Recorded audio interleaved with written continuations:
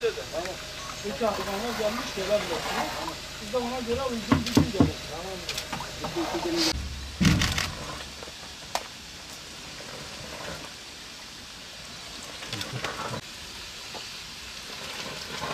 Şahin var gelmedi mi? Gelsin mi?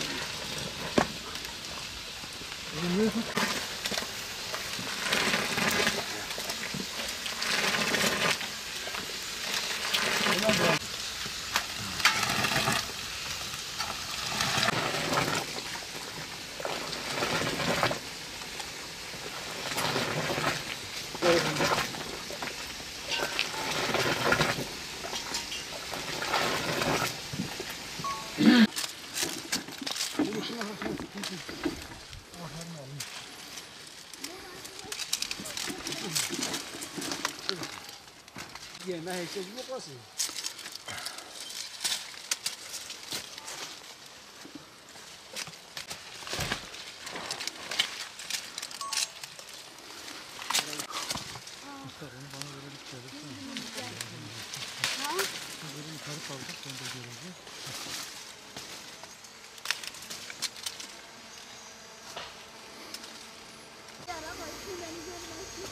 Aha böyle.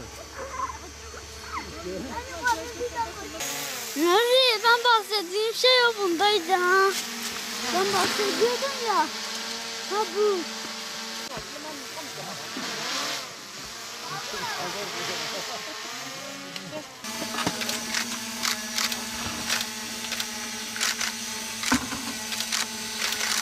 Acayip dersi nokta bir geçene gider.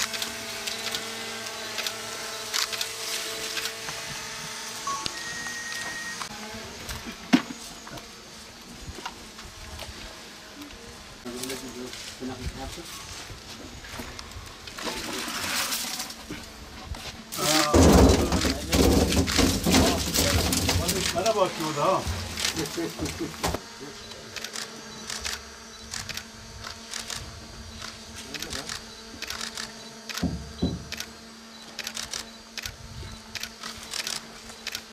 Ya Allah ya Bismillah.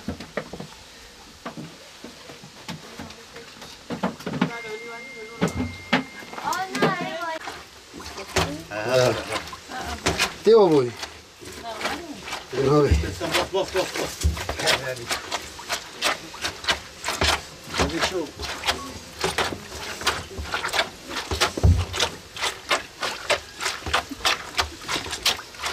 Takriben teşkilden oluyor hazır geldi ne de sağ gireyim.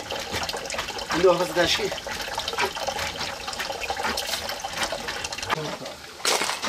Yapışın oraya.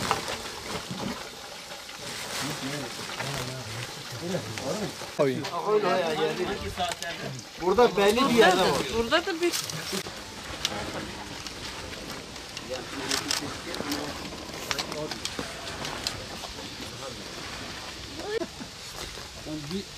Bir kaynat karıştırayım biraz.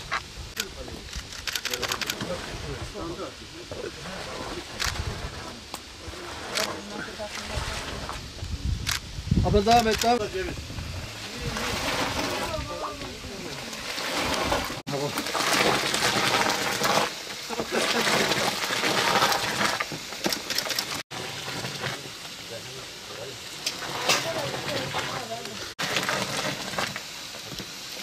Al bozma.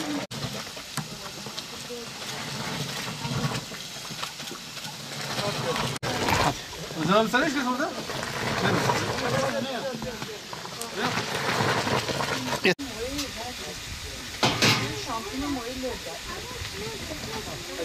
Abi.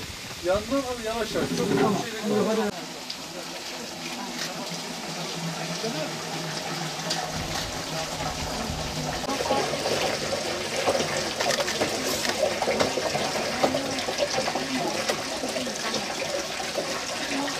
Bekmez yapımı şimdi bizim yaklaşık bildiğimiz kadarıyla atalarımızdan 100-150-200 yıla kadar hani atalarımızdan, dedelerimizden bu doğal üretimi yapıyoruz biz. Bekmez üzümümüzü bağlarımız zamanında bağlarımızı budayıp kazıyoruz. Üzümümüzü toplayıp şu doğal yöntemler şekliyle biz bekmezimizi yapıyoruz. Bu hale gelmesi için üzümümüzü topluyoruz önce. Şeylerimize koyuyoruz. Sıkma yerlerimize koyuyoruz. Şimdi normal doğal yöntemlerle Hiç makine eli değmeden. Sıkıyoruz üzümümüzü. Ondan sonra dinlendirme bidonlarına koyuyoruz, kazanlarına koyuyoruz. Orada toprak mayasından bildiğimiz maya var. Mayalaştırıp ondan sonra bir daha dinlendiriyoruz. 3-4 saat dinleniyor. Onu oktusunu var üste atıyor. Onu atıyoruz.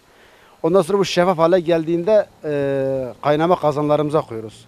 Orada 200-290 derece civarında 4-5 saat kaynıyor. Yani bildiğimiz 100 litre bir onun suyu yaklaşık çıkarttığımız 30 litre pekmez çıkartıyoruz. 100 litreden kaynata 30 litre pekmez çıkartıyoruz.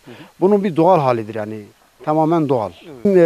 İlçe, il ve bazı uzakta bizi tanıyan dostlarımıza mesela bu gönderiyoruz biz.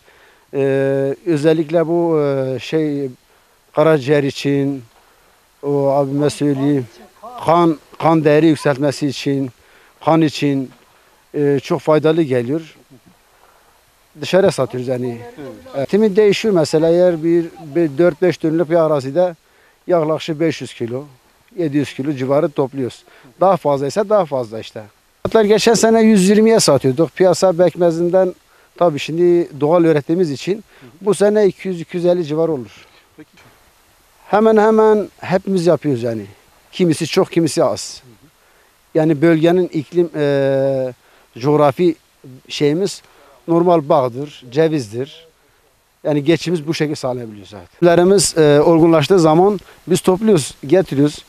Ondan sonra kovalarla getirip kazanlara koyuyoruz. Kazanlara cizmerlerle eziyoruz bunu.